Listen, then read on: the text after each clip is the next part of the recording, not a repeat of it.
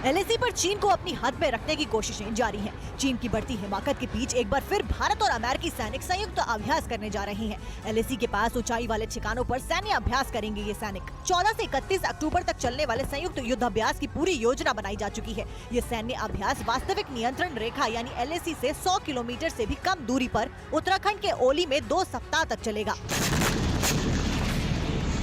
जय हिंद दोस्तों, Pakistan breaking news channel में आप सभी का हार्दिक स्वागत। जैसे कि आप जानते हैं कि पिछले सप्ताह ही नैन्सी पेलोसी का ताइवान का दौरा ख़त्म हुआ।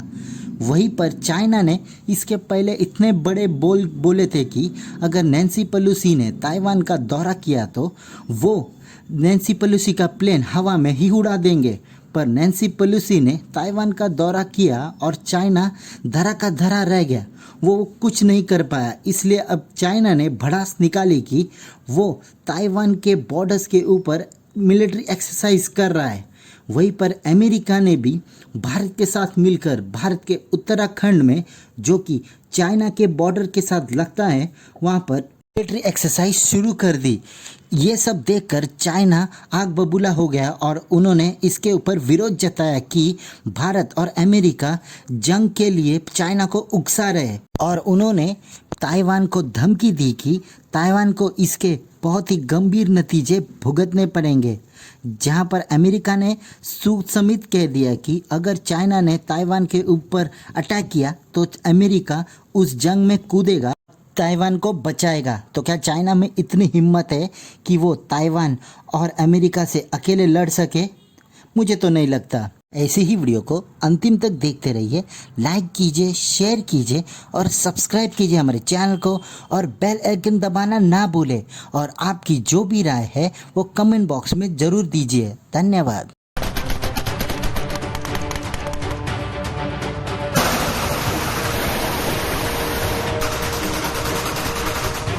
7,000 फीट की ऊंचाई पर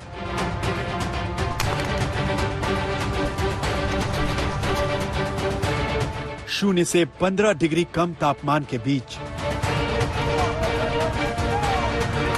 दुनिया की 2 ताकतवर सेनाएं और 48 घंटों की वॉर एक्सरसाइज।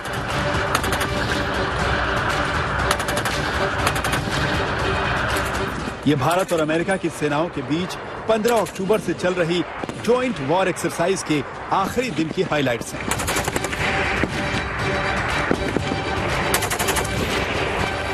जिसमें एक वॉर सिचुएशन को क्रिएट किया गया।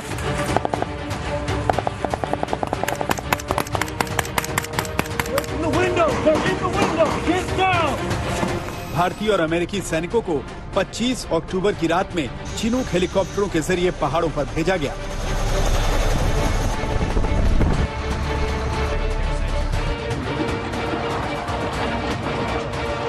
जहां दुश्मन कब्जा जमाए बैठा था। जबरदस्त सर्दी के बावजूद दोनों सेनाओं के सैनिकों ने एक साथ मिलकर लगातार घंटों चले ऑपरेशन में दुश्मन के ठिकानों पर रेड डाली।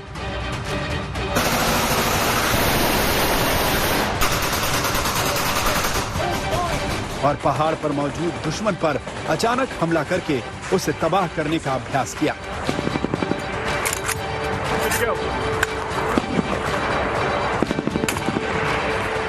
इस पूरे डमी ऑपरेशन के दौरान भारतीय सैनिकों ने रॉकेट लॉन्चर और AK-47 और made in India INSAS rifles पर अपने हाथों का जादू दिखाया।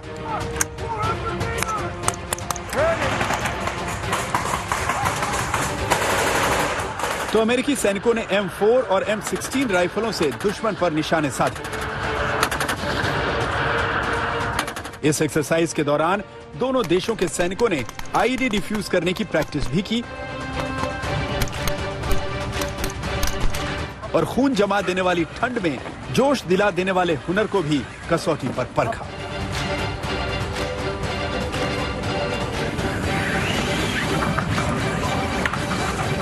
और इस पूरी वॉर एक्सरसाइज के दौरान भारतीय सैनिक कहीं भी अमेरिकी सेना से पीछे नहीं थे, बल्कि एक कदम आगे ही रहे। ये जो एक्सरसाइज है पहली बार नहीं हो रही चीमा साहब।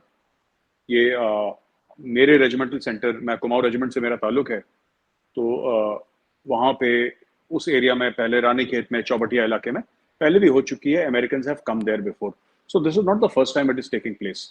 इसकी जो खास लोकेशन है जहाँ पे हो रही है चीमा साहब, और जो इसका जो जिसको कहा जाए कि जिस समय पे हो रही है, आपने नैन्सी पेलोसी के हवाले से बात करी, I think that is extremely important, और ये बहुत जरूरी है कि चीमा साहब इसको उस नजर से देखा जाए। पहली बात यह कि नैन्सी पेलोसी ने क्या करा कि शी कॉल्ड, मुझे ऐसा लगता है शी कॉल्ड चाइनाज ब्लफ, क्योंकि चाइना, आप देखिए जब भी बयान देता है ना चाइना के जो ऑफिशियल बयान आते हैं, those are very undiplomatic. You will regret for 1000 years, आने वाली नस्लें इस पे पछतावा करेंगी, रिग्रेट, वो ऐसी बात करता है जैसे कि 1980s की ना हिंदी पिक्चरें चल रही होंगी ना, जैसे हिंदी मूवी में डायलॉग होते थे हमारे बॉलीवुड की मूवीज में कि इसकी नस्लें बर्बाद कर देंगे, वो बात ही ऐसी करता है अजीबोगरीब। तो पहले समय तो the world was very tentative. इस बार नैन्सी पेलोसी ने क्या करा कि बोला ठीक है, आप देखते हैं क्या करते हो आप ना, आप कह रहे हो कि they even hinted that they will shoot down Nancy Pelosi's plane, वो through various editorials and through various अपने ना ग्लोबल टाइम्स वगैरह शगैरह से, यहाँ से कि शूट डाउन कर देंगे प्लेन को, वी विल दिस थिंग। तो चाइना में उनकी बड़ी फजीयत हो गई है खुद की, चाइनीज गवर्नमेंट की। लोग कह रहे हैं कि तुमने नाक कटवा दी, तुमने बातें, बोल तुम्हारे बड़े बड़े थे, अमल तुम कर नहीं पाए उस पर। एक तो ये बात है। तो ये जितनी भी एग्रेसिव एक्सरसाइजेस चल रही हैं, मुझे लगता नहीं कि चाइना इन्वेड करेगा ताइवान, और यहाँ पे जरूर ये प्रेशर एक बहुत बड़ा है। इसके ऊपर एक और चाबी है चीमा साहब, चाबी ये है कि चाइना का ये एस्टिमेट है कि India will have to fight in the Himalayas alone. ठीक है, समुद्र में क्वाड है, ऑकस है, ये सब है, though India is not part of AUKUS, but just saying that Quad है वगैरह वगैरह है, बट हिमालयाज में तो India has to fight it alone.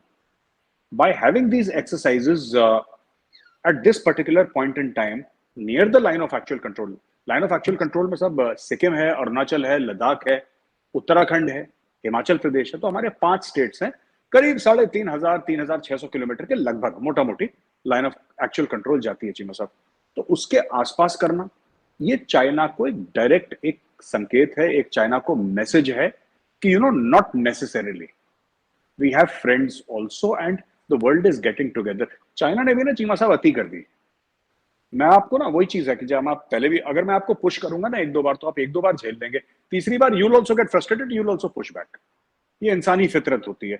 China ने इतना कर दिया ना कि इस मुल्क के साथ ये प्रॉब्लम, इसको लोन दे दिया, इसकी जमीन खा लो, उसने थोड़ा सा ज्यादा कर दिया। So the world is coming together. मुझे लगता है युद्धाभ्यास जो चल रहा है अभी, ये पहले भी चलता आ रहा है, लेकिन इसकी जो टाइमिंग है और जो उसकी लोकेशन है, this is messaging to China, ये एक मैसेजिंग है।